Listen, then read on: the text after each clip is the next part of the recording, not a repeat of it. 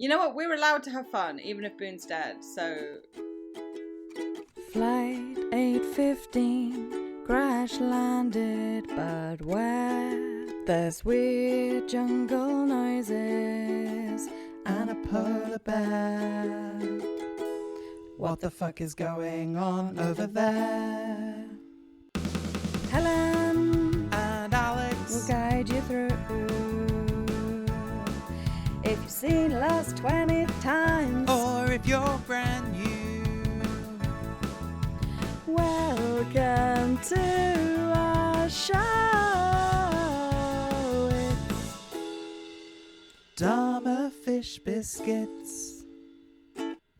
Hello and welcome to Dharma Fish Biscuits, your new favourite Lost podcast. We're your hosts, Helen and Alex. We're going episode by episode, spoiler free, bringing you all the hot takes that no one ever asked for.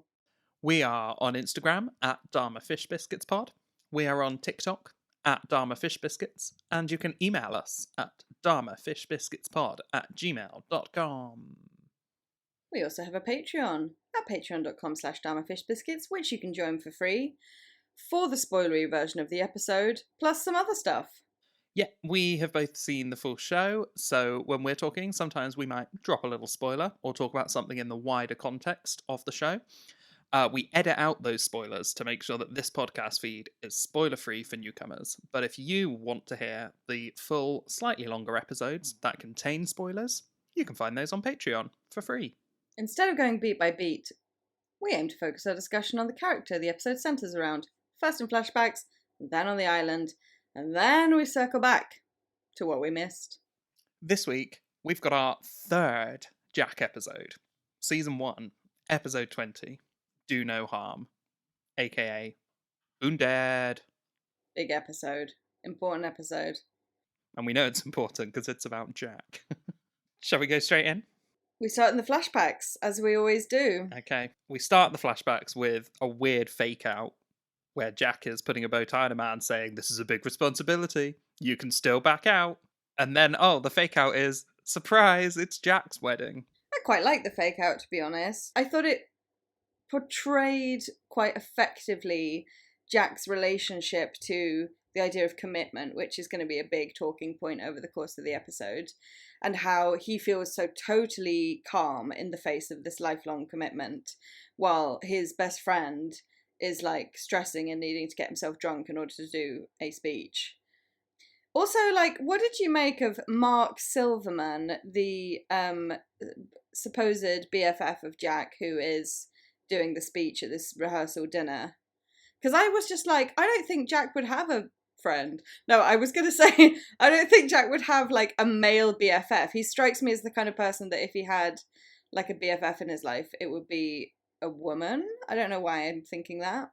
I think you might be reading too much into it. I think it's 2004 and men don't have female BFFs. Men have women they want to sleep with. Well, the next thing we see is at the rehearsal dinner, and the future Mrs. Jack Shepherd is introduced. And guess what? It's Claire from Modern Family. Good for her. And then we find out like a bit more about their backstory, and this is when she gives this whole speech about how she was in a car crash, her spine was broken, and everyone told her it was irreparable. But not Jack. Jack did his Taylor Swift impression and said, "I can fix him." No, really, I can. And then guess what? She is going to dance at their wedding. He did it. He fixed her. He is my hero. And she also refers to him as the most committed man I've ever known. The writers really decided to hone in on Jack having a particular personality trait in this episode, and it's committed, which I find interesting. Yeah, I don't get it. I think it's accurate about Jack as the character that we have come to know pretty well at this point. Like, he's big on commitment, and I can really buy that him having been in this situation with Sarah where he was the doctor that saved her life and she had this like enormous gratitude to him, that I could see how that would be like a fertile ground for him to start a relationship with someone. I'm just going to take us a little bit off on a tangent already at this early stage. I've been thinking about Jack's attachment style. Okay. For those who, I don't know how familiar you are with the like attachment style chat. So most people would kind of talk in terms of two major attachment styles that refer to how your relationships with other people are, especially romantic relationships, as being either anxious attachment or avoidant attachment. So an anxious attachment is like when you're constantly scared that your partner's going to leave you, you feel really insecure, you might have jealousy, you're like constantly trying to get security from them. And the avoidant attachment is the one where you're like, as soon as things start to get a bit too real, you're like, oh, I can't deal with this, I got a piece out of here. And I think Jack is such a clear anxious attachment guy, in the way that like he really seeks that sort of security and being able to know that like I've got you and you've got me and we just don't need to think about this anymore, because it's like almost like a codependency thing that he tends towards, I would say. And I felt like I could see that in the dynamic of his relationship that was depicted with Sarah. And so then I took this one stage further and I was like, well, we know a little bit about Jack's childhood and his relationship to his dad. So like, what are the key elements of early childhood that lead to people having anxious attachment? Here's what I found. It stems from inconsistent, unpredictable, or emotionally unavailable caregiving in childhood. Emotionally unavailable, you say?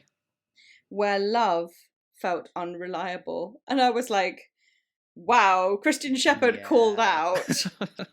And I'm soon done with this little tangent, but I was just thinking kind of broadly about the topic, and I was like, I guess the clearest example that we have of an avoidant attachment might be Sawyer. You might be tempted to say Kate as well. But the key sort of like causes of avoidant attachment are being neglected as a child, when emotional expression is discouraged and there's an emphasis on independence. And I was like, I mean, the small amount that we know about Sawyer's childhood, I feel like that also matches really well. So that's been Attachment Style Corner, TM with Helen Jones, TM. Yeah, thank you for that. I don't know if I have anything to add to it, but I appreciated hearing about it. Oh, I'm glad. And just to round all of this Jack and Sarah relationship dynamic chat off, my overall feeling about them was that I thought, like, I bought their relationship and I thought you could see them as a couple who are kind of have become convinced that like we should get married because we seem so right for each other and you're objectively attractive and technically there's nothing wrong in our relationship. And I feel like that is a very sort of like anxious attachment way of having a relationship. So that's just my little theory. Yeah, I think you probably are right in that there's no real... We don't see any actual passion between the two of them. It almost feels like it is a sort of passive relationship that they have of just like, well, yep, this is happening and it's all fine and there's like we don't hate each other and there's no drama, but there's also no huge love. And yet in her speech she's just talking about how amazing he is because he fixed her and how committed he is to fixing her. And even in his speech at the wedding later, all he says is, you fixed me. And it's not actually about their personality. It's just that we ended up in this wacky situation and here we are. Yeah. The thing that really cemented it for me was the way Jack talks to Christian about it. The fact that on the eve of his wedding, he's talking to his father, who he's not like emotionally close with. And he's saying to him, basically, like, I don't know if I should get married tomorrow. If you're sitting on the eve of your wedding day thinking that, you probably shouldn't get married. It's not a great start. Okay, so shall we move on to when Jack is sitting with Sarah and they're talking about their vows? Interesting little note about Jack's character that he can play the piano. I wouldn't have expected that of him. However, then they commit the absolute crime against humanity that is playing the heart and soul duet on the piano with people around. Like, it's one thing to just do it for your own entertainment, but you're making people listen to that. Absolutely abhorrent. I mean, I sort of feel the same about any piano in a public place. And to be fair, Jack was already there. I went through a phase when I was like 17 of loving to play a public piano, but I feel like it's okay when you're... It's more forgivable when you're 17. When you're a man in your 30s, maybe don't subject everyone around you to what you're doing. What if I told you I had a new life goal and it's to memorize a passage of the life and death theme so that I can play it on public pianos? Okay, I would accept that. because that would be fine. Because then I'll also be like, draw the lost people to me, and then we'll have conversations about Lost. I thought you were going to say your life goal is to learn Heart and Soul, and then you and I sit down and duet it on a public piano. Oh, I'd really rather not. Also, I can already play Heart and Soul because I can play the piano. Well, good for you. Okay, well, look out for that on our socials. She's going back to bed, and Jack's got to finish his vows, and she's doing like a sassy "watch me walk away" walk. She does such a weird walk away. I was like, because she's sort of It's like really swinging like her shoulders. swinging her hips. She's like, "Look at my bum." And then in the next scene, his dad is there. And yeah, then you say they have this whole conversation where Jack isn't sure if he wants to get married. Jack also says, what if I can't be the husband and father I want to be? And it's interesting that he mentions being a father. Honestly, brave to say that to your own father, who has been like extremely emotionally neglectful and or abusive to you as a child, to be like, I've been having these worries about whether I've inherited so much trauma from our relationship that I won't be able to be a good father to my own children. He doesn't say it all the way, but he says kind of something in that direction. But Christian is just like, didn't pick up on that at all. Well, he once again reiterates that commitment makes Jack tick, and we get our second commitment mention. But he's not good at letting go. Yes, this is our other big Jack trait of the episode. Loves commitment, hates letting go. Yeah, Jack is having this conversation with his trouser leg in the pool. I just want it to be out there. We don't need to talk about it. He's got his trousers on, and they're just in the pool. Christian, when he comes to sit by him, pulls his trousers up like any normal person would do. Also, Jack's like, oh, look at these vows. Christian starts reading them out loud and then goes, this is very nice, at which both me and my partner, who I'm watching Lost with, laughed out loud because we thought that was a joke about how bad they were. But then it was like, no, these are the good vows. These are the ones Sarah's written, and I can't write anything as nice as this. I mean, maybe it was just the way he was reading them with quite a flat affect, but being like, my skin warms to your touch. Didn't really sound like a good set of vows, but what do I know? Well, then we have our final flashback scene at the actual wedding. Sarah is reading these lovely vows with a view of the island in the background, because spoiler alert, it's all filmed on Hawaii. I was like, hey, I recognise those cliffs. I have a genuine question about Sarah's vows. Great. Have you? I take it you've got a transcript up. I have. All we hear from her vows is, in sickness and in health, in good times and bad, I risk it all because I love you. What does she mean when she says, I risk it all? How does that make sense in the context of wedding vows? I assume she just means like she's not risking her life, as in like she's putting her lot in with him, and she's like, I'm gonna go in on this relationship, and I think that's a crazy thing to say on the day of your wedding, of like, I have a perfectly nice life, but I'm gonna risk it all to be with you. Like, that's not romantic in my world. It just sounds dramatic, and I feel like they needed another pass on that set of dialogue. Well, he reveals that, spoiler alert, he didn't write any vows. He's just gonna absolutely wing it. Nothing like a set of vows that makes the person that you're marrying 100% think that you're about to leave them at the altar for an extended amount of time.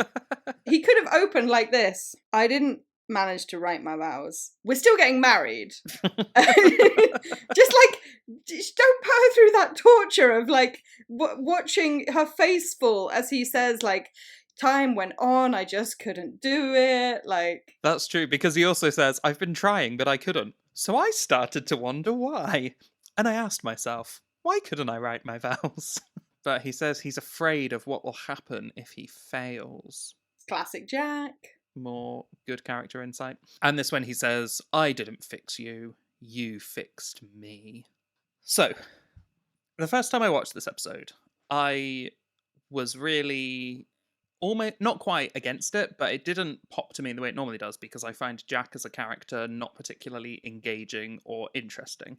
And then I was just sort of thinking, and especially with how we've seen Locke over the last few episodes and the discussions we've had about Locke, I feel like we tend to get more into the weeds of the layers of Locke and how he creates this rich tapestry of a character in the way that I instinctively don't do with Jack. And I think that, to be fair, on the podcast, we have a tendency to not really do with Jack, because we're like, well, Jack, whatever. So on my second watch, I tried to think a bit more about this and think about Jack as a character, and if there was anything, sort of consider more about who he is as a character, how these flashbacks are informing what we see about him, and what, like, his actual state of mind and how he is processing and responding to things. And I still don't really know if I got anywhere. But I was like, I want to try and be more generous to him. I mean, I'm a Jack hater, as is firmly established, but I'm still interested in his psychology and, like, why is he the way he is and what can we get out of the flashbacks. One of the things that I made a note of that we haven't talked about is that, like, the way that Jack expresses his doubts about marrying Sarah, he asks his father, words to this effect, it's not an exact quote, do I only love her because I saved her? And that to me is like, not only is that an aspect of Jack's personality, that he has this commitment relationship, and if he saves someone then it can, like, create a feeling of love, but it also tells us that Jack is someone who's capable of doing that kind of, like, deep self-analysis, which surprised me because he oftentimes in the show is portrayed as kind of just having, like, a emotional switch or, like, a trigger that, like, you set him off on a certain path and he takes off running, both metaphorically and literally. And this was a side of him that's like, I've been thinking about what causes me to feel love and to feel attachment to people, and I'm wrestling with it. I thought that was an interesting new side to him. I think the word commitment also keeps tripping me up, because I feel like when we say commitment, especially when they're talking about commitment in the lead up to them getting married, in my head I'm thinking about, like, commitment to the marriage, whereas I think what we're seeing with Jack is more just commitment to the bit in general. So Christian says to him, commitment makes you tick, you don't know how to let go. I think what Christian is saying is, you should have let go from Sarah, as in, you had to commit to her for the surgery, but you didn't have to commit to her afterwards, but you don't know when to stop your commitment to this person. And he's like, well, I need to save this person, and I just need to keep saving her, and we need to keep being together, and I don't know when it's time to say, okay, we've done enough, like, we've run our course, whether that's as doctor, patient, or husband, wife. But it's funny because he must, as a spinal surgeon, don't know if you know this, but he's one of the most promising young surgeons in the city. I have heard that. He must have treated a shit ton of patients. He must have saved hundreds of lives. In fact, that's indeed what Christian would have us believe. So he didn't marry all of them. You know, like, he must have some kind of healthy mechanism of, you know, separating from his patients in the majority of cases. That's true, but I think we seem to be sort of led to believe that there was something different about Sarah's case, and the way she says, like, everyone said I would never walk again. Shall we go to the island? See what's happening with Jack on the island. It's nothing good. Oh, let's jump back to the present. Back to the island.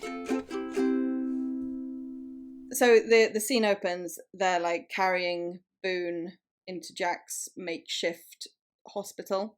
And as they carry him in, there's this, like, really intrusive, like, heartbeat background sound. Ooh, no, I didn't notice that. In the back of the score, which I found really effective. Boone's lung collapses, absolutely grim as fuck. Yeah, the sound of him wheezing is the stuff of nightmares. A lot of this episode I was watching through my hands. Yeah. I love a medical drama, love a medical show, but some of it I simply can't watch. He grabs a knitting needle to puncture Boone's lung. And I thought it was fun because they never mention that it's a knitting needle. He's just like, I'm going to Alex puncture is like, knitting representation! Who's the knitter on the island? Oh my god, who is the knitter on the island? Okay, let's just take a moment. Rose feels like too much of an obvious answer. Yeah, Claire would definitely have made, like, booties for her baby, I think. Who would be, like, the less obvious knitter? I think Sawyer. I think Sawyer's got a certain sensibility to him that is, like, he would be really gruff and masculine about it, but he'd be like, well, I'm just making some stuff. Don't have anything else to do on this goddamn island. Yeah. So, yeah, the knitting needle, I liked it because it was also a moment of, like, this is what Jack has to work with. This is his equipment on the island. Yeah, I liked that in the whole of this scene. So he's asking Sun for the scissors, and she's looking in the drawer. He says they're in the second drawer, and it's the drawer of the trolley cart that they would have just brought their food round in, and then he tells Hurley to go and get the first class chair, because I guess that's the one that fully reclines, so they're going to use that as like the medical stretcher. So yeah, the whole scene is like reutilizing what they have around them, which I think really ties it, like later when Boone accepts that he's going to die, he's like, look around you, look where you are. Like, you're fixing me with a reclining chair and a knitting needle, and your surgical instruments are in a plain drinks trolley. Let me go. It would have been funny if he would have used that opportunity to just do a sick burn on Jack. But the other thing it made me think about was just like, you see the knitting needle, and part of you is like, this can't work. This is never going to work. Like, how is he going to treat these kinds of serious injuries without the most basic medical equipment available to him?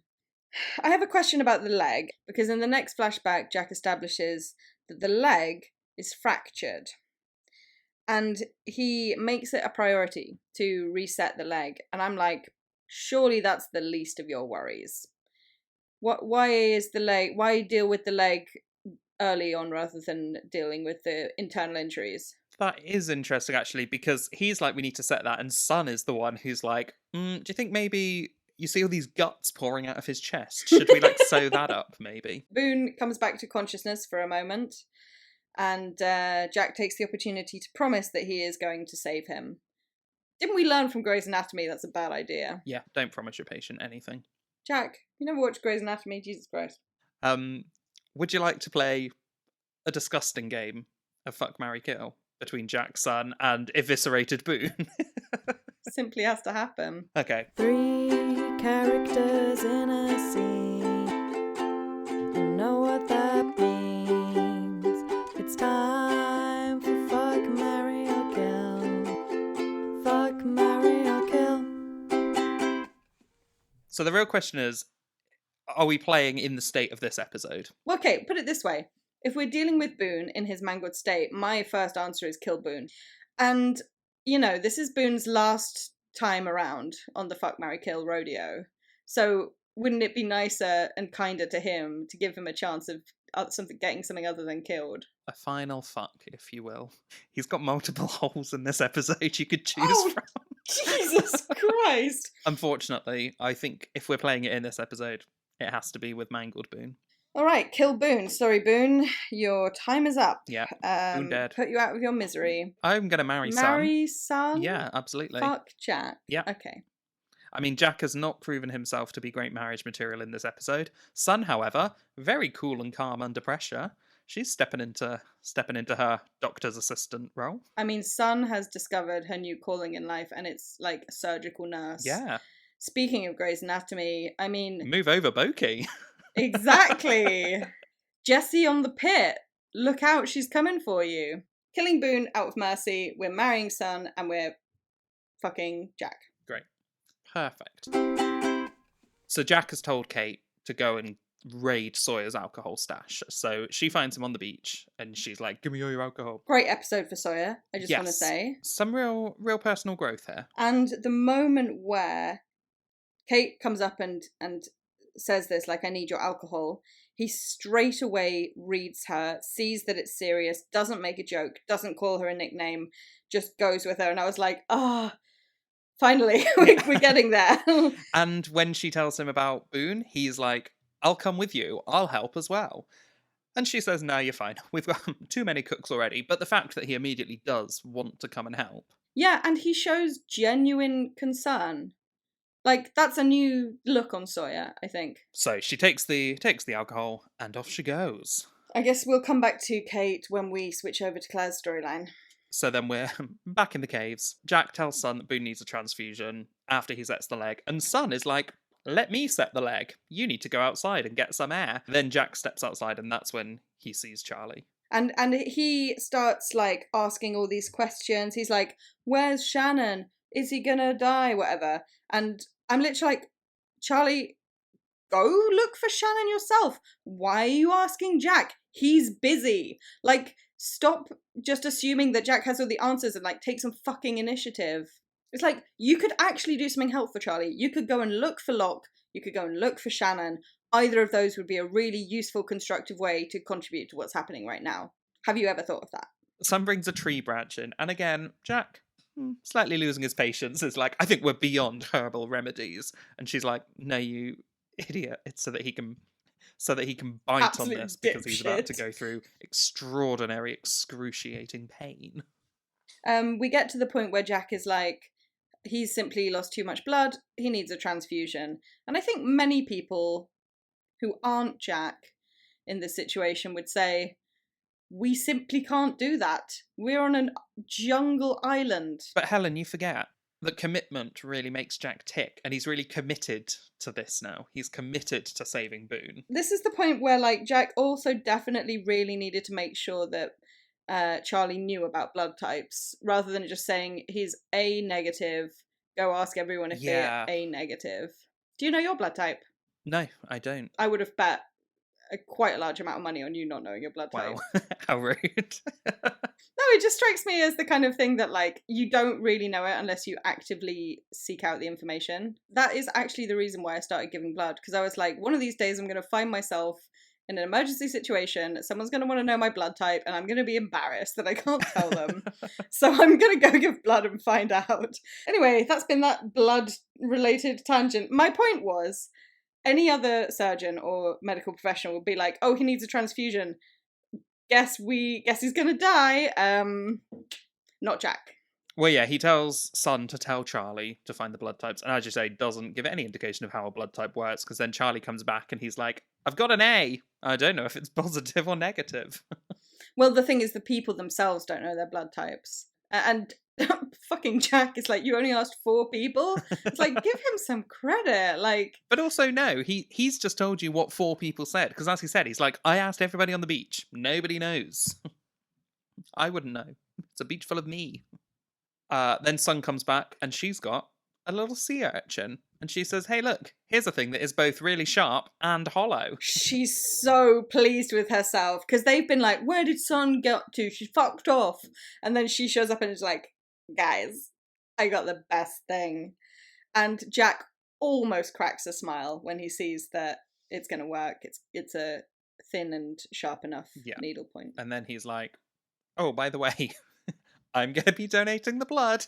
This certainly won't lead to anything bad happening, as he drains the blood from his body. The next scene at the cave is when Jin comes in and is like, I've come to find Jack, and instead finds Jack with a needle in his arm, giving blood. It's like, You know, it's probably for the best that Sun was also there so that Jin could simply speak in Korean and she could translate. Otherwise, there would have been a real communication issue here, I think. Fucking finally. 20 episodes in, and finally we're communicating via translator. I had a thought.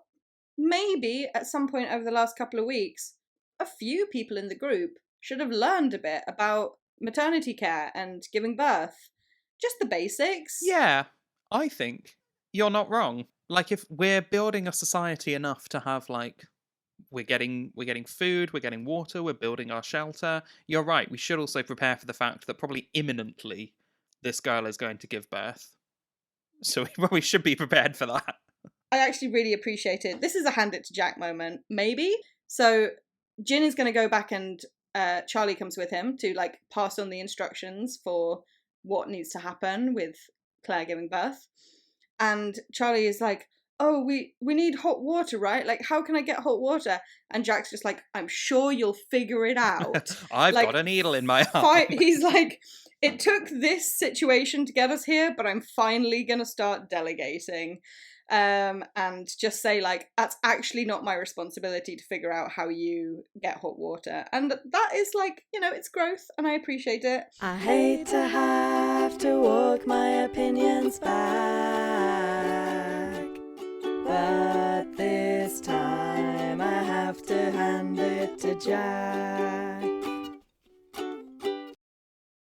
When he's giving these detailed instructions, Charlie's like, well, yeah, but you'll be there by that point, won't you? And I'm like, sorry, is everyone ignoring? Have you seen the sea urchin needle in my arm? I will not be there. And also, the man whose chest is falling out of him. Like, I think Jack has more important places to be right now. Anyway, we check back a bit later, and Boone is Boone is sort of semi-conscious and deliriously talking He's to Jack. drifting in and out, isn't he? And he keeps whispering for Shannon, and it's heartbreaking. And he also reveals to Jack that it fell on me. There was a plane. We found a hatch. John said not to tell. A lot of exposition. A lot of exposition in very few words. Yeah, and thank God, honestly, that, like, before he died, he managed to say something about everything. To me, as a viewer, that's, like, satisfying, that doesn't remain a thing that's left unsaid. Sun comes in and tells Jack that it's obviously not working. And this is when Jack reveals that it's not the blood. He's got compartment syndrome. The injuries didn't come from a fall. Dun dun dun. Sun rips the needle out, tells him he's given Boone enough. Then Jack says to Hurley, go and get Michael. I think it's important to remember that at this stage, and even a little bit earlier in Jack's interactions, he is affected by having drained himself of so much blood. Yes. He's gaunt, he's pale, he's kind of shaky. He is not in his best mental state, and he's not making the best decisions. He's not thinking clearly, I guess. I think that's kind of just an important factor, because we're coming up to one of my real tough moments with Jack. And I want to at least give him that grace of being like, he's doing this with a body that has just been emptied of blood, essentially. Then Michael comes back, and for no reason at all, him and Jack are assessing the cargo container with its sliding lid. Quick question. Yep. Has the cargo container always been at the caves, or did Michael bring it with him? Seems like both options are wrong. I assumed it had always been there, because it seems like something that would be too big and unwieldy for Michael to carry himself. But you're correct, I don't really know why Jack had to find why Jack needed Michael there, other than to be like, you're a construction worker, will this construction work to chop off a leg? The plan to amputate Boone's leg, absolutely some of the roughest shit I've ever seen on TV, and it doesn't even happen. I had genuinely forgotten that they don't amputate the leg. I was mentally gearing up to see the amputation of the leg. So I completely forgot that this was even a discussion, and when they did it, I was like, holy shit, did they cut his leg off? Have I forgotten that we've got Arizona Robbins on the island? Like, because then I was like, well, when he dies, what do they do with his leg? Do they bury his leg with him? No, I remembered the discussion of it really clearly, because I think it's always affected me a lot in this scene, just because it shows the length to which Jack is out of it. He is not behaving or thinking reasonably. Like, he's gonna die no matter what they do. Why are you gonna chop his leg off? It's because he can't let go, Helen. But you know what I'm saying, right? It's like almost like not showing respect to the person that you're treating. This is so fascinating, because I wish that you had seen Yellow Jackets. Alex talks about Yellow Jackets, a show I've never seen. Because a leg is chopped off in Yellow Jackets, and it's exactly the same thing you're talking about, of the character whose leg is mangled. There is another character who is like in love with this person. It's a teacher, and the student is in love with the teacher, and then she is a manipulative, borderline psychopathic person who is like, we need to chop his leg off. And so she gets an axe and just chops it off. Holy shit. Yeah, and then decides that she has to be his caregiver. It's a whole thing, but it really ties into what you're saying about the idea of doing that being so disrespectful and not taking into account what the person actually wants or needs, and just being like, I'm going to make this decision for you. So I wish you could talk about that, but you can't. I was also a little bit concerned that after having like pumped all this blood into Boone's body, he was going to chop off half of his leg, which it seems to me might cause quite a great chance of blood pouring out of it. I don't really know, but I don't know. Maybe I should have asked Connor about this. But he said the blood is pooling in his leg. So if you chop the leg off, does that not mean all of that? It's not going to get the blood back. All of that blood that has come out of Jack's body is then just going to be in this leg that is no longer attached to anyone.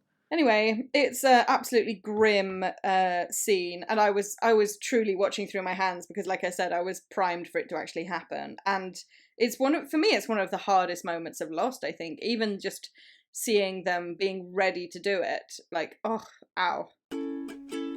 We're halfway through the podcast. We talk a lot, we know.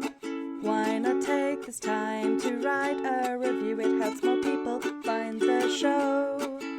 Or pop us a little email, or simply tell a friend. We're gonna need some listeners if we're to make it from the pilot to the end. So this is where Jack and Michael pick him up on a sheet, take him from the tent, and Sun is standing there saying that you can't save him. He's bleeding inside because Boone is coughing up blood. And Sun's like, Jack, stop. He says, don't tell me what I can't do. Yeah, we're not so different, you and I. And also, I don't know, the idea that he is taking in Locke's mentality when he is trying to ostensibly fix the mistake that Locke made. And it's sort of unbeknownst to him, he doesn't realise that he's taking on Locke's mentality, because although this is Locke's he doesn't know it's Locke's catchphrase. I don't think he said it to Jack at any point, but we, the viewer, are like, oh, that's what Locke says. Sun is the voice of reason. She's also the face of reason later when Jack looks over at her and she's just giving him a real hard stare and then turns away. I'm like, Sun, my queen. But also, this is after Jack says to Michael, you don't need to stay and watch this. So Michael leaves, and then Sun is watching, and then Sun leaves. And I think there's probably something about the fact that Jack is there alone with Boone, and it's just him planning to do this absolutely insane thing. This was the scene that I think the title of the episode really hit home for me, which is do no harm. Hippocratic Oath. And at what point, there's several points in this episode where we could look at it, but at what point is Jack really sticking to that, and at what point is he doing more harm than he is doing good? Which is obviously something that, I was going to say something that comes to him, but it doesn't. I think he only stops because Boone talks to him and tells him. He did seem very ready to follow through with the plan, but he does show like a certain amount of growth in being willing to let go when Boone specifically asks him to. That is true, but I think it would be a whole other level of I'm committed if you're going against the wishes of the person you're trying to fix. But yeah, just literally when Jack reaches up his arm to pull the door down, Boone tells him to wait and says, I've got no chance. But then, Jack still does push back a bit because he says, I won't let you give up. But Boone's like, no, let me go. Let go, Jack. It's a really nice acting moment for both of them. It really moved me. Not something that I usually find myself saying about either of those two characters. Jack is really hearing him, and Boone says, I know you made me a promise. I'm letting you off the hook. Which is also kind of deep in a way. I think this is where I still get pissed off because, yeah, I get Jack is full of commitment. Jack can't let go of things, but this is Boone's life, and Boone is sort of in literally his last breaths, is spending more time consoling Jack than he is thinking about himself. Like, he's having to tell Jack, look, you need to stop now. Please stop. I'm letting you off the hook. You can let go. I just feel like when someone is dying, they should not be having to do the emotional labour. Exactly. Like, Jack's feelings should not be in Boone's thoughts when he is literally dying. You know what the saddest bit of it all is that Boone does actually have something that he wants to say. He wants to say, tell Shannon, tell her and we never hear the end of that sentence. Maybe if he hadn't been so concerned with Jack's feelings, he would have had a bit more time to get that out. Although then Jack would have also chopped off his leg, so. What do we think he wants Jack to tell Shannon? Like, he doesn't get to finish the sentence, but what do we think he was going to say? It's incredibly cliched, but I think it's just probably, tell Shannon I'm sorry. That's what I was going for as well. Or I love her, or it's okay. Like, I think he would have been saying something to smooth over their relationship. But maybe there's also an element of like why the sentence remains unfinished, which is that he doesn't have the words to say what he wants to say or needs to say to Shannon in this moment. It would just be, it's just their connection that is the final, like, overriding thought as he drifts out of consciousness. In the background, while all of this is happening, there's been some really nice use of jungle torches. Oh. They've started using the sort of portable torches as lighting fixtures around the caves, I've noticed. Saeed obviously will be bringing the jungle torches later on as well, and his little love nest for Shannon. Just wanted to shout them out because it's been a while since we saw one, and they have a jingle, so let's play the jingle. Light 'em up. It's time to light 'em up. Grab your jungle torches. Light 'em up. Light 'em up. You got to light 'em up. It gets pretty dark, of course, so light 'em up. So then the last scene of the episode, Jack's packing a bag. Kate tries to talk to him about Boone dying, and Jack says, he didn't die. He didn't die, Kate. He was murdered. I love how the end of the episode goes. It's like they're having like a nice little Jack and Kate heart-to-heart time. And Jack's like, no, I'm going to shift the energy in this conversation. We're going to bring in a Michael Giacchino. Because literally, like, as soon as he says, like, he was murdered, Kate's like, what? Her reaction is so sort of, like, taken aback. And she's like, what? Where are you going? To find John Locke. Fucking incredible, iconic ending to the episode. How do you read Jack saying he was murdered? There is a part of him that has real trouble coming to terms with the fact that he did not save Boone's life. One of the key factors that like prevented Jack from being able to do a good job on saving Boone's life was that he didn't have enough information. He didn't know what the actual injury was that Boone had received. He'd also been lied to by Locke. So I think part of saying he was murdered is like shifting the blame or the responsibility away from himself, which is maybe a reasonable psychological reaction. When the episode finished, Connor said, Jack is massively jumping to conclusions, thinking that Locke murdered Boone. And I was like, but he doesn't mean literally murdered him. And then it made me think, oh, I've always read this as Jack thinks that Boone's death is Locke's fault. That it's because of what Locke did, Locke not telling him, that led to Boone's death. I've never read it as Jack thinking that Locke, in cold blood, murdered Boone, like pushed him off a cliff or did something. No, I think like the standard read on it now is I am putting the blame for this on John Locke, but I think we can't hear that without also hearing like, and that's why it's not my fault that I didn't save him. And that is Jack on the island. Shall we go to our very prominent B plot? Yeah, so Claire's having a baby. Claire's having a baby. We open with her going to see Michael and Sawyer and asking how long until it's ready. And I was wondering whether...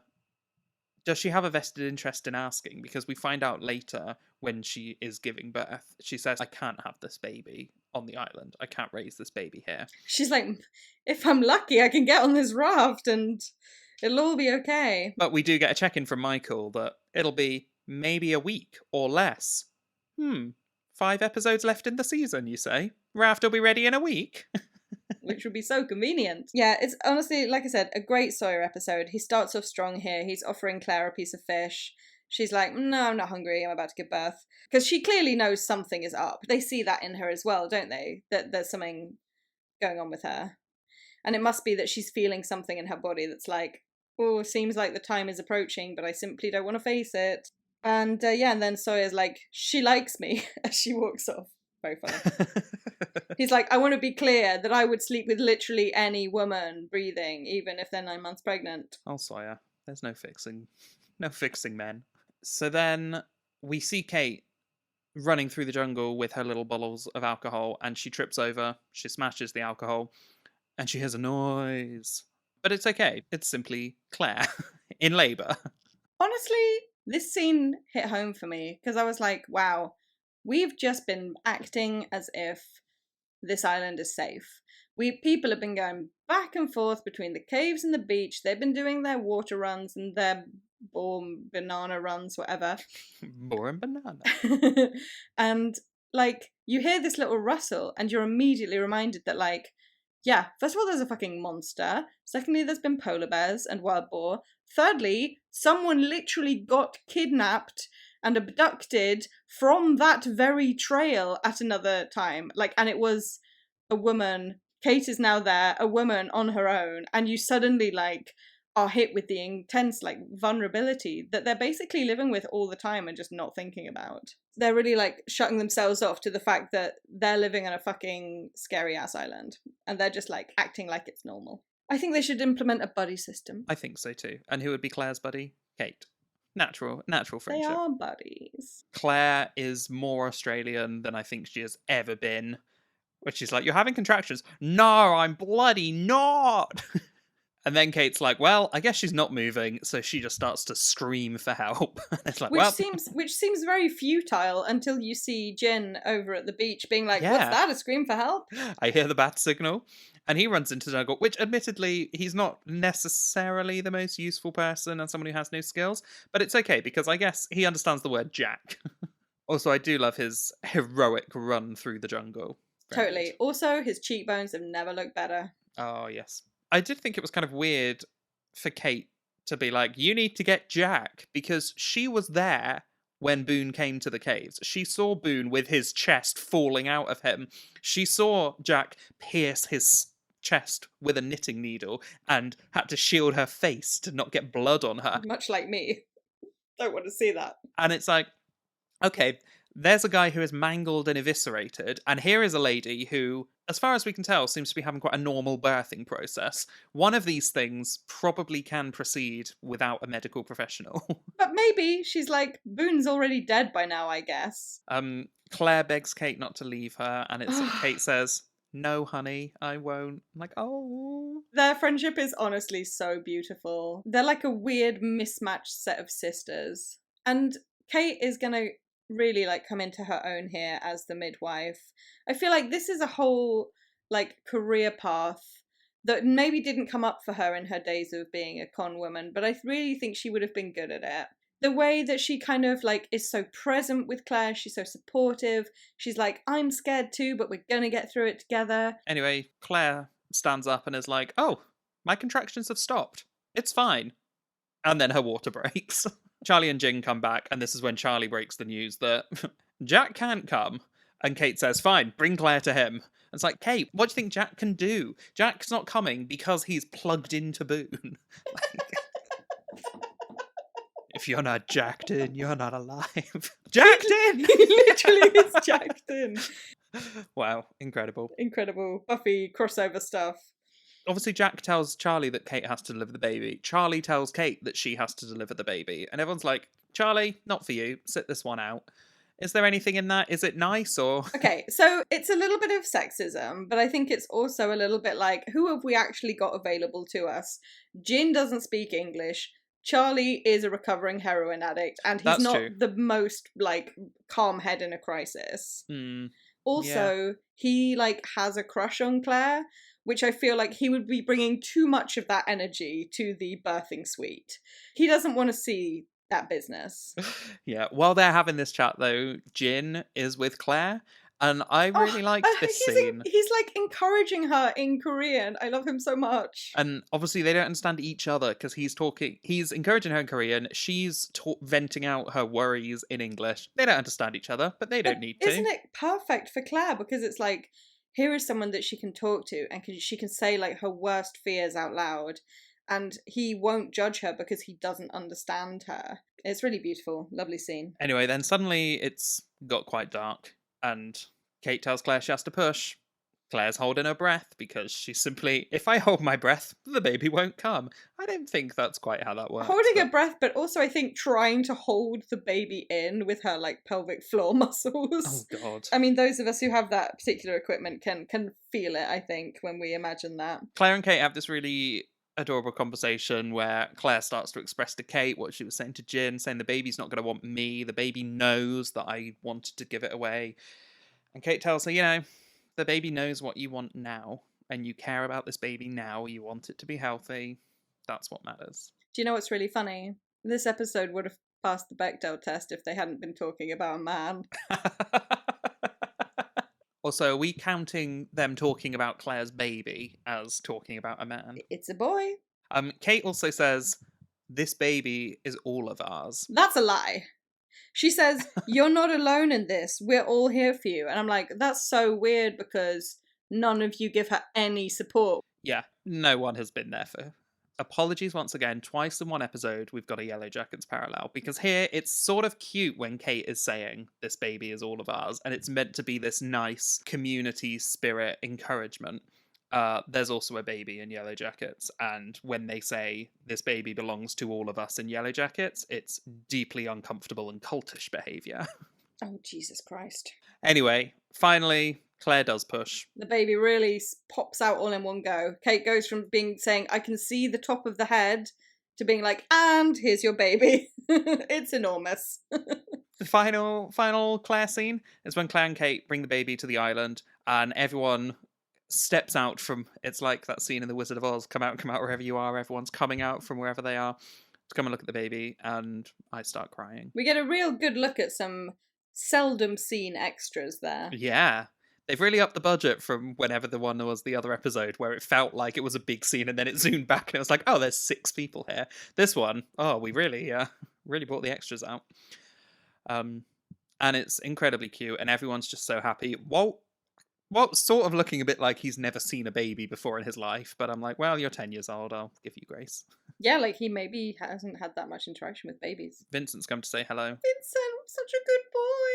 I read a funny thing, this is unrelated to this episode, but is related to Vincent, that in the finale, they wanted to have a Vincent flashback. Who's a good protagonist? He's got a tail and he's wagging it. Don't try to deny the significance of the second character we meet, Vincent. So Claire's just had a baby. That means that we canonically know a character's birthday, which means that we can figure out their zodiac sign. Helen talks about the zodiac. Alex doesn't care. This baby, of course, was born canonically very close to Claire's birthday. She established that in the previous episode.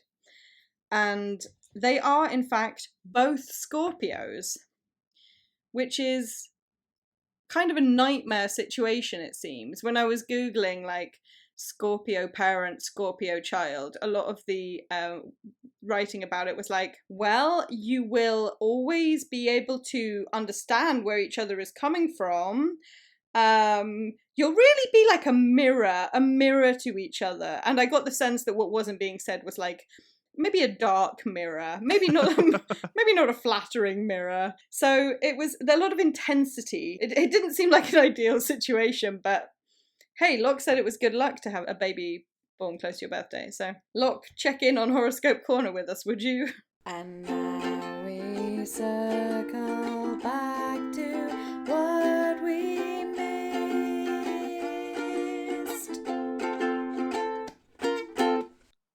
Shall we go to another little plot line of Shannon and Saeed?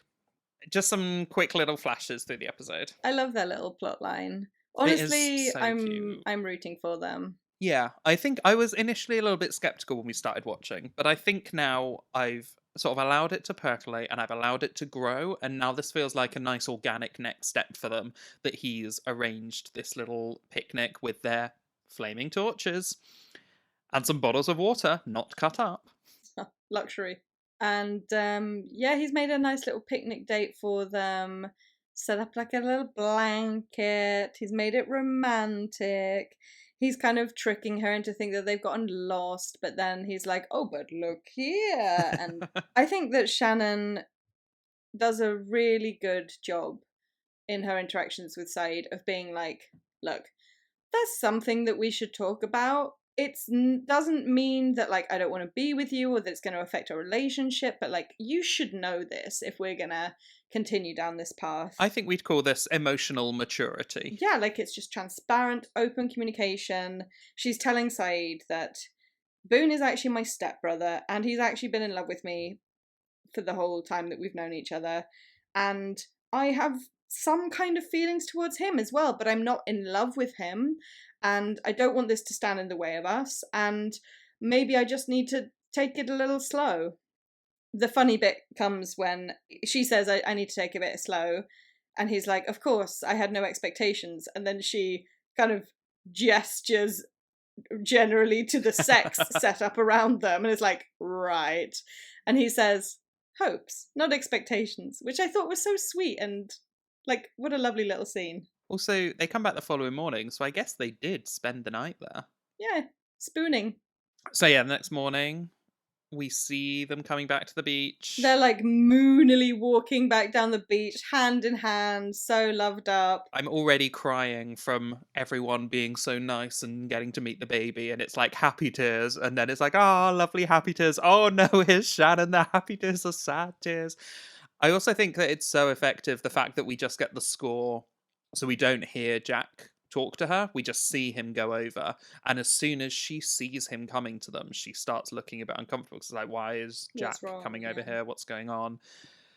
And it is reminiscent of Buffy and the body, when Buffy tells Dawn that Joyce is dead, and we just see through the window and we just see Dawn sort of collapsing. Yeah, that was obviously where my mind went as well. I think it's so effective the way the show pulls back and pulls away from that scene, lets us observe it from a distance.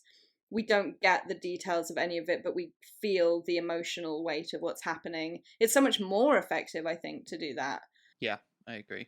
And then we cut to Shannon with Boone's body, just absolutely devastated. Just breaking down. And she must, I mean, as I watched this, I was obviously thinking about, we very recently saw kind of Boone experiencing Shannon's death and holding her lifeless body. And the way that he described how it felt for him was that he had some feelings of relief around it. And it made me think, like, what is the weird mix of feelings that Shannon's dealing with in this moment? I imagine there's regret and some sort of like wishing that she could have treated him more kindly. The kind of like maybe just a sort of like complete bafflement of what has happened. Yeah, I think in this whole episode we're seeing a more mature side of Shannon than we've seen in the whole show so far, both between this scene with her actually dealing and grieving over Boone, but also the conversation we talked about where she's talking to Saeed. So we saw in the flashback that she sleeps with Boone and she's still sort of treating him as a pawn in her game. Everything's a bit of a game, it's all very light-hearted. The conversation she has with Saeed is where we see that she's starting to treat this a bit more seriously and be like, okay, I'm ready to move past that, and I don't know what my feelings are exactly, but I'm not going to get caught up in that. And no sooner has she sort of made that turn than Boone is dead and gone, and she has to deal with that. And it's like such a visceral grief that we see her feeling. Yeah, because they were just about to move into this new phase of their relationship that would have been like, let's just be adults, let's just be siblings, let's just be some kind of more normal thing to each other. And they never got to really experience that. Hopefully this is the beginning of a more redemptive and well-rounded character path for Shannon. And that is episode 20. Do no harm. Let's do some other business. We have Connor's Corner. If you want aviation or medical information, welcome to Connor's Corner. I'm guessing this is a rich seam. It is. Connor, first of all, would like to make a point that when I googled is actually quite well trodden in the Lost fandom, which is that compartment syndrome is not specific to a crush. So Jack should still have been considering compartment syndrome. The implication from Jack is, if I had the right information from Locke all along, then I could have treated this differently. But that's not necessarily the case, because you could have still had compartment syndrome just from falling off a cliff. It's also generally not possible to treat compartment syndrome outside of a hospital. So he's probably going to die anyway. He's also likely to just generally die from his injuries. He's got trauma to his chest. He's got multiple traumas to his entire body. So even if Jack does cut his leg off, he's probably still going to die. And also, so the collapsing lung is going to be either a hemothorax, a pneumothorax, or a hemopneumothorax, depending if it's blood or air that he's got in his lung. And so, yeah, initially you would treat it with a needle, but that, like Jack does by puncturing it, but then you should convert that to a drain that you should monitor for several days and be applying antibiotics, which they probably don't have. What did Connor feel about the transfusion? Was he like, that would never work? His main thing was that sea urchins can be quite poisonous. So maybe might not be the ideal thing to use. Although he did say you could possibly just boil it with hot water and it might boil all the poison away. That would be an incredible follow-up to this episode. It'd be like, and in episode 21, Jack dies of blood poisoning. So that is our scientific check-in. In conclusion, not looking good for Mr. Boone. Is that all? That's all. Then I guess we better do a hot ranking. Hot can be physical, hot can be emotional. Hot is whatever we decide, and everyone's attractive, but who's top of the ranking? Who's the hottest one on this island? Do you want to go first? I think I'm going either Sawyer or Jin. Okay. Fine. It was a great episode for Sawyer, as I've commented on. And it was a great episode for Jin's cheekbones. Also, like, Jin had like some really nice, sweet moments, both with Charlie and with Claire. And also he talked to Sun. It was slightly begrudging, but this is the first time we've seen him actually get over his resentment. Give the man his flowers. I'm voting Jin. Let's do it. Is it Jin? Okay, great. I am going to go for Sun, because I think she also was... competency vote. I'm also wondering whether hot ranking is becoming a bit more of like my MVP of the episode as opposed to my hottest character. But you know what? Being an MVP is hot, so whatever. Sun is currently second in the list, so I guess that just puts her up to number 1. And then we'll move Jin up. He's at number 7 at the moment. So it will be Sun, Saeed, and then Jin. Yeah, sure. Oh, and then poor Boone, forever stuck where you will be. Maybe that should be part of the hot ranking system, is that when characters die, they get removed and just like... float into the ether. Yeah. The people so if we look at people who are below him on the list, they could all get more nominations. He can only go down from here. So he's just going to gradually like sift his way down the list. I feel like that's a bad way to go out. We want to let him go out with dignity as number 7 on the hot list. We can do like a special little graphic. I was going to say, should we have a little in memoriam? Yeah. Yes, I think we do that. I think in the hot ranking, we have a tiny little in memoriam for hot people that are left no longer us with too us. soon. Yeah. So that is the end of this That's episode. our episode. Whoa, we made And it. don't forget, you can find us on socials. We're on Instagram at Dharma Fish Biscuits Pod. We are on TikTok at Dharma Fish Biscuits. And if you want to share your blood type with us, give us an email, dharmafishbiscuitspod@gmail.com. You can also leave us a review wherever you're listening to the episode. Please do. We would love it. You can comment on Spotify or simply tell a friend. Our next episode will be out in 2 weeks. We will be discussing Season 1, Episode 21, The Greater Good. And until then, I will see you in another life, Helen. I'll see you in another life, brother.